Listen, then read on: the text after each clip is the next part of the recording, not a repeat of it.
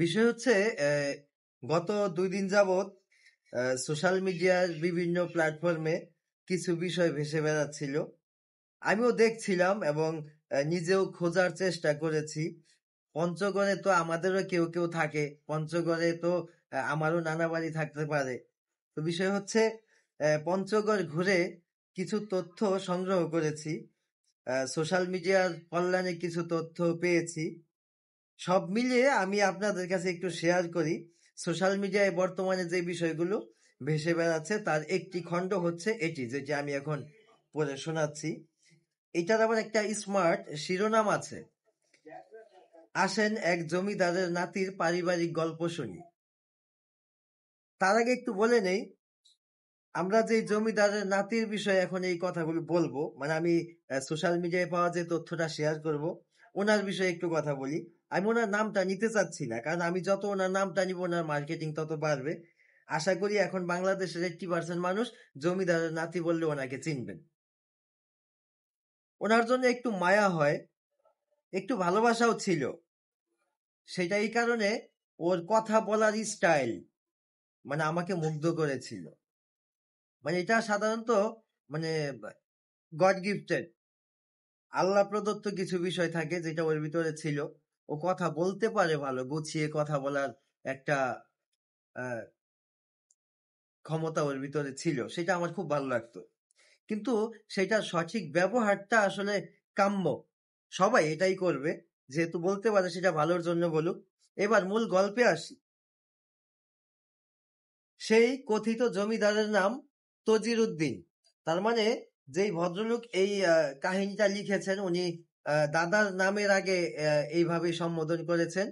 সেই কথিত জমিদারের নাম তজির উদ্দিন, মানে দাদার নাম। বাড়ি পঞ্চগড় জেলার আটোয়ারী উপজেলার 3 নং আলোয়াখোয়া ইউনিয়নে। এলাকার মানুষজন তাকে চিনত জুয়ারি তজির নামে। তার নেশাই ছিল জুয়া খেলে বেড়ানো। তবে সেই জুয়া খেলেও ভাগ্যের খুব বেশি পরিবর্তন করতে পারেনি। ভিটে বাড়ি সর্বসাকুল্যে 3-4 বিঘা কৃষি জমি ছিল। এটাই তার সর্বমোট সয় সম্পত্তি, যতটুকু বুঝতে পারলাম। আরেকটা পোস্টে দেখেছিলাম ওনাদের যে বাড়িটা, মানে তজির উদ্দিনের যে বাড়িটা, সেই বাড়িটা 1 বিঘা জমির উপরে। অবশ্য ওই জমিদারের 3 ছেলে ছিল, 3 ছেলের মিলে হচ্ছে 1 বিঘার উপরে এই বাড়িটা। শেষ বয়সে ভদ্রলোক তজির উদ্দিন জমিদার অনেক কষ্টে তার দিন কেটেছে। তার 6 সন্তান, 3 ছেলে 3 মেয়ে। তার 6 সন্তানের কেউ সেভাবে তার খোঁজ খবর নেয় নাই। হয়তো খোঁজ খবর নিয়েছে, এখন হয়তো মানুষ কেউ কেউ নেগেটিভ তথ্য দিচ্ছে, হতে পারে এমনটা। তো 6 সন্তানের কেউই সেইভাবে দেখভাল করেনি, এমনটাই শোনা যাচ্ছে। তজির উদ্দিন ও তার স্ত্রী আকেদার 3 ছেলে ও 3 মেয়ে। ছেলেদের নাম সাজু, রাজু, শাহজাহান। মাশাআল্লাহ, 3 জনের একজনেরও স্থায়ী আয় উপার্জনের কোনো বন্দোবস্ত নাই। হয়তো নিজেদের যে জমি জমাটুকু ছিল সেটার একটু আবাদ ফসল করেছে, হাটে বিক্রি করেছে।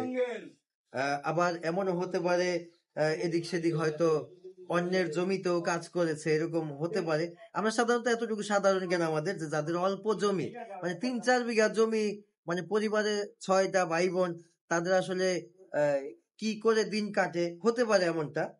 তাছাড়া তাদের কোনো সেরকম অতীতের কোনো বড় ধরনের ব্যবসার কোনো হদিশ সেভাবে এখনো সামনে আসেনি। সার্জিসের নানা বাড়ি নোয়াখালী। স্বভাবতই প্রশ্ন আসতে পারে, সাজু মিয়া নোয়াখালী গিয়ে কিভাবে বিয়ে করলো? এটা হতেই পারে, এটা হয়, চট্টগ্রামের সাথে খুলনার আত্মীয় হতে পারে। কিন্তু বিষয় হচ্ছে ঘটনাটা ঘটলো কিভাবে, ওই ভদ্রলোক সেইটাও আসলে এত ভিতরে না যাওয়াটাই ভালো ছিল। এটা আমি আমার অভিমত দিচ্ছি, যে ছেলের শাস্তি হিসাবে দাদা পর্যন্ত এখানে পিতার জীবনীটা টেনে আনা উচিত হয়নি খুব একটা। তারপর আমি বলছি যতটুকু পেয়েছি, আমি একটু কাট সেট করে কমিয়ে বলার চেষ্টা করছি। আসলে সাজু মিয়া নোয়াখালী বা লক্ষ্মীপুর যায় নাই। সার্জিসের নানা মক্তবের হুজুর হিসাবে সার্জিসদের এলাকাতেই থাকতো। ওনার মেয়ে বাকেরাকে বিয়ে করে সার্জিসের বাবা। তবে বিয়েটা সাধারণত বিয়ে ছিল না, বিয়েটা ছিল সালিশি বিয়ে। সালিশি বিয়ে মানে কি, এটার তাত্ত্বিক অর্থ আমরা সবাই বুঝি। তার মানে কোনো একটা ঘটন অঘটন এই ধরনের কিছু একটা আছে, এবং সেই অঘটনের সাথে অনেকে মানে এই জমিদারের নাতির জন্ম নিয়ে প্রশ্ন তুলে হয়তো কিছু লিখেছেন, সেটা আমি বলতে চাচ্ছি না। আসলে একটা মানুষকে কত খাটো করা যায়, কত ছোট করা যায়, এতটাও নিচে নামা উচিত নয় আমার মনে হচ্ছে। তো সার্জিসের বাবা চলতো মূলত টুকটাক কমিশন বাণিজ্য আর কি। এখানে আরো বিশ্রী ভাষায় উল্লেখ করেছে ভদ্রলোক, আমি একটু গুছিয়ে বললাম আর কি। বয়স্ক ভাতা, বিধবা ভাতা, ডিজিএফ কার্ড, আশ্রয়ন প্রকল্প সব মিলিয়ে। আর আমরা জানি যে এই জমিদারের নাতি সেও একটা সময় সরকারি দল করত।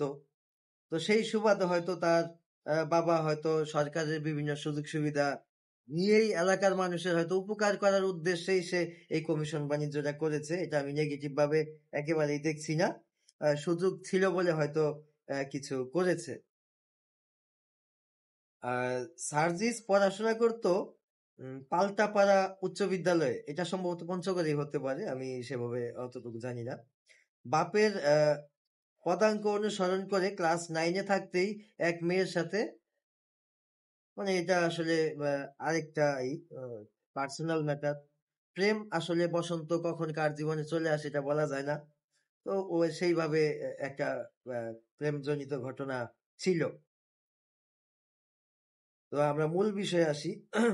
সেটাও একটা সালিশ দরবার সেই আমলেই আমাদের এই জনাব সার্জিস আলমকে নিয়ে হয়েছে, ছোট করে হোক বড় করে হোক। এখন হয়তো কিছু হলে মানুষ বড় করে বলবে, এটাই স্বাভাবিক, কিন্তু কিছু না কিছু একটা ছোটখাটো সালিশ হয়তো হয়েছিল, উল্লেখ করেছে। তো এলাকার মানুষের যাদের একটু অর্থবিত্ত আছে অথবা আত্মীয় স্বজন যারা আছে, তো তথাকথিত সেই জমিদারের নাতি সার্জিস আলম পড়াশোনা করত পাল্টাপাড়া উচ্চ বিদ্যালয়ে।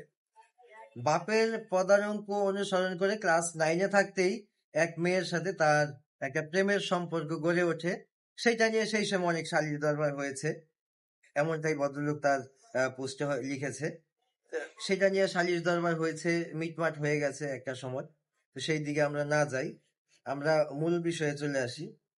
এলাকার আত্মীয় স্বজন এবং যাদের একটু টাকা পয়সা ছিল সেই সময়, তাদের সহযোগিতায় এক প্রকার অনুদানের টাকায় বিএফ শাহীন কলেজে পড়তে ঢাকায় আসে। কলেজে পড়াকালীন থাকতো মেসে, 4 জন মিলে এক রুম শেয়ার করে। এরপর ঢাকা বিশ্ববিদ্যালয়। 5ই আগস্ট পরবর্তী সেই জমিদারের নাতি জনাব সার্জিসকে আপনারা সবাই চিনেন এবং জানেন। এবার সার্জিসের বর্তমান হাল হাকিকত নিয়ে কিছু বলি। 5ই আগস্টের পর আলাদিনের চারাক পাওয়া সার্জিসকে আর ঠেকায় কে? তার পরিবারকে পঞ্চগড় থেকে ঢাকায় নিয়ে আসে। তাদের ঢাকায় এখন 2টা বাসা। আমি কোট করে বলতে পারছি না ঘটনা সত্য কি মিথ্যা, সেটা আপনারা যাচাই করে নিবেন। আমি জাস্ট পোস্টে যেমন পেয়েছি আমি সেভাবেই বলার চেষ্টা করছি আর কি। ওনাদের একটা বাড়ি হচ্ছে এলিফেন্ট রোডে। এলিফেন্ট রোডে তেলের পাম্পের পাশে, আরেকটা হচ্ছে সেগুন বাগিচায়। কিছুদিন আগে বিয়ে করেছে স্কুল পড়ুয়া এক মেয়েকে। এটাও আমি কোট করে বলতে পারছি না যে আসলে স্কুলে পড়ে বা কলেজে পড়ে ভার্সিটিতে পড়ে, সেই বিষয়ে আমি জানি না। সঙ্গত কারণেই নাম গোপন রাখলাম। এর আগে ময়মনসিংহ কৃষি বিশ্ববিদ্যালয়ে পড়া এক মেয়ের সঙ্গে তার দীর্ঘদিনের প্রেমের সম্পর্ক ছিল। মেয়ের বাবার নাম আবার উল্লেখ করেছে হামিদুল। হাতে টাকা করি আসার পর সেই মেয়েকে বাদ দিয়ে বাচ্চা এক মেয়েকে বিয়ে করেছে সার্জিস। এই বিষয়গুলো কিন্তু আমি আসলে সত্য মিথ্যা আমি যাচাই করিনি, আমি হুবহু তুলে ধরার চেষ্টা করছি আর কি। সার্বক্ষণিক চলাচল এখন হাইব্রিড স্কোয়ার ব্র্যান্ড নিউ গাড়িতে, মাঝে মাঝে ল্যান্ড ক্রুজারও চড়তে দেখা যায় জমিদারের সেই নাতিকে। সার্জিসের বাপ চাচাদের দাপটে এলাকার মানুষজনের না বিশ্বাস ওঠার অবস্থা। বিশেষত যারা অভিযোগ করেছিল সেই ভুক্তভোগীরা এখন এলাকা ছাড়া। সার্জিসের বাপ তো এখন বড় লেভেলের দালাল। বড় পূর্ব অভিজ্ঞতা কাজে লাগিয়ে সচিবালয়ে নানান তদবির, টেন্ডার বাণিজ্য, কমিশন আর বদলি বাণিজ্য করেই দিন কাটছে তার। কৃষি বিশ্ববিদ্যালয়ের এক শিক্ষার্থী, তার নামটা গোপন রাখা হয়েছে, কিন্তু ওই মেয়েটার আবার পিতার নাম হচ্ছে প্রকাশ করা হয়েছে এই পোস্টে। পিতার নাম নাকি হামিদুল ছিল। তো একটা সময় আমাদের তথাকথিত জমিদারের নাতি, ওনার যখন টাকা পয়সা হয়ে গেছে, উনি যখন ল্যান্ড ক্রুজারে চলে, উনি যখন হাইব্রিড স্কোয়ার ব্র্যান্ড নিউ গাড়িতে চলাফেরা করেন, তখন সেই মেয়েটার সাথে ওনার সেই সম্পর্ক বিচ্ছিন্ন করে দেয়। দিয়ে তারপর তো বিয়ের ইতিহাস তো আমরা সবাই জানি, অনেকে দাওয়াত খেয়েছি। তো সার্জিসের বাপ দাদা চাচাদের দাপটে এলাকার মানুষ না বিশ্বাস উঠে যাওয়ার অবস্থা এভাবেই উপস্থাপন করা হয়েছে। বিশেষত যারা অভিযোগ করেছিল সেই ভুক্তভোগীরা এলাকা ছাড়া। সার্জিসের বাপ তো এখন বড় লেভেলের, মানে এবার এই জায়গাটায় আসলে একটু সঙ্গতি আছে আমার, এখানে তাকে দালাল বলে হচ্ছে উল্লেখ করা হয়েছে। আমি এভাবে আসলে বলতে চাই নাই, কিন্তু যেহেতু আমি হুবহু পোস্টটা পড়ছি যার কারণে আমার বলতে হচ্ছে। পূর্ব অভিজ্ঞতা কাজে লাগিয়ে সচিবালয়ে নানান তদবির, টেন্ডারবাজি, কমিশন আর বদলি বাণিজ্য করেই ব্যস্ত সময় কাটছে তার। সার্জিসের দুই মামা সুজন ও সুমনও সার্জিসের কল্যাণে করে পিঠে খাচ্ছে। আর নিজে কি পরিমাণ কামিয়েছে সেটার হিসাব বের হইতে বেশি দিন সময় লাগবে না হয়তো, যেভাবে ফেসবুকে আমরা পাল্টাপাল্টি পোস্ট দেওয়ার প্রবণতা দেখছি। এই হলো আমাদের জমিদার বাড়ির জমিদারের নাতি সার্জিস আলমের আমলনামা। সাধারণত সাধারণ মানুষ তথা আমি নিজেও এতটা খোঁজ নিতাম না, এতটা বক্তব্য বা এতটা উৎসাহ হয়তো আমার হতো না। ওনাকে নিয়ে আসলে এত কথা বলার কি আছে? হয়তো উনি জুলাই গণ অভ্যুত্থানে নেতৃত্ব দিয়েছেন তাদের ভিতরে একজন, কিন্তু আসলে ওনার পরিবার, ওনার পারিবারিক অবস্থা, ওনাদের ব্যাংক ব্যালেন্স, ওনাদের টাকা পয়সার হিসাব, এগুলো নিয়ে আসলে আমাদের মাথা ঘামানোর কথা না। আমরা কয়েকজন উপদেষ্টাদের সয় সম্পত্তি, পারিবারিক ঐতিহ্য নিয়ে আমরা আলোচনা সমালোচনা করে থাকি, করি না কেউ। কিন্তু ওনাকে নিয়ে এত কথা বলার কারণগুলো উনি নিজেই তৈরি করেছেন নিজের কর্মের মাধ্যমে। তো এখন আরেকটা বিষয় বলি, সেটা হচ্ছে যদি আমার এই কথাগুলো এই ভিডিওটা দেখার পরে কারো মনে এতটুকু সংশয় জাগে, এই টোটাল ভিডিওতে কিন্তু তার ডিটেইল অ্যাড্রেস কিন্তু দেয়া আছে। যদি আপনার মনে কোনো সংশয় জাগে আপনি খোঁজ খবর নিয়ে দেখবেন। যদি আমার এই ভিডিও বার্তায় কোনো মিথ্যা তথ্য থাকে তখন না হয় আমাকে বলবেন, আমি না হয় আরো একবার কানে ধরে তওবা করব যে এই ধরনের ভুলভাল তথ্য আমি আর উপস্থাপন করব না। আর আমি এখানে কোট করে দিচ্ছি, আপনি ফেসবুক ওয়ালে বা গুগলে আপনি সার্চ করবেন যে জমিদারের তথাকথিত জমিদারের নাতির জীবনী বা এই ধরনের কোনো একটা কিছু লিখলে আমি আশা করি যে হ্যাশট্যাগে পেয়ে যাবেন, কোনো না কোনো গল্প পেয়ে যাবেন। এখন এটা গল্প কতটুকু সত্য না কতটুকু মিথ্যা এটা নিজেরা যাচাই করতে পারবেন। এখন সোশ্যাল মিডিয়ার যুগ, আমরা এখন 24 ঘন্টা সোশ্যাল মিডিয়াতে সময় দেওয়াতে পছন্দ করি বেশি। এরপর আরেকটা বিষয় হচ্ছে, যদি জনাব জমিদারের নাতি চ্যালেঞ্জ ছুড়ে দেয়, তার কাছে একটা রিকোয়েস্ট থাকবে, সেটা হচ্ছে যদি এই তথ্যগুলি ভুল হয়ে থাকে আর কি, তাহলে এখানে একটা উপায় আছে নিজেদের জমিদারির পরিচয় দিতে। তার বাপ দাদা বা চাচা তাদের ইনকাম ট্যাক্সের ফাইলটা জনগণের সামনে নিয়ে আসবেন। কার ইনকাম ট্যাক্সের ফাইল আমরা দেখতে চেয়েছি বা চাই নাই বা ভবিষ্যতে চাইবো কি চাইবো না, সেটার উপর অন্ততপক্ষে আপনার জীবনের ইতিহাস নির্ভর করে না। কারণ আপনি নিজের মুখে স্বীকারোক্তি দিয়েছেন বিভিন্ন টিভি চ্যানেলে, সেই ফুটেজ এখনো রয়েছে, এখনো সেটা ডিলিট করেন নাই। আমরা সেখানে দেখেছি যে আপনি কয় টাকার মালিক ছিলেন, আপনার জীবনমান ঢাকা শহরে কেমন ছিল, আপনি কোথায় থাকতেন, কেমন খেতেন, কেমন চলাফেরা করতেন, আপনি ঈদে বাড়ি যাওয়ার সময় ট্রেনের হ্যান্ডেল ধরে হচ্ছে বাড়ি যেতেন। এই ধরনের তথ্য কিন্তু আসলে এখন সোশ্যাল মিডিয়ায় ঘুরে বেড়াচ্ছে। অতএব আপনি যদি মনে করেন যে এই তথ্যগুলো ভুল, সত্যিকার অর্থে আপনারা জমিদার পরিবারের বা 50 বছর আগেই আপনি এরকম 50টা গাড়ি নিয়ে শোডাউন করার ক্ষমতা আপনার দাদার ছিল, তাহলে সেই সময় থেকে এই সময় পর্যন্ত আপনাদের যে পারিবারিক বিষয় সয় সম্পত্তি রয়েছে সেটা ট্যাক্স ফাইলটাও জনগণ দেখতে চাইতে পারে। আমার মনে হয় সেই ধরনের প্রস্তুতিও আপনার রাখা উচিত।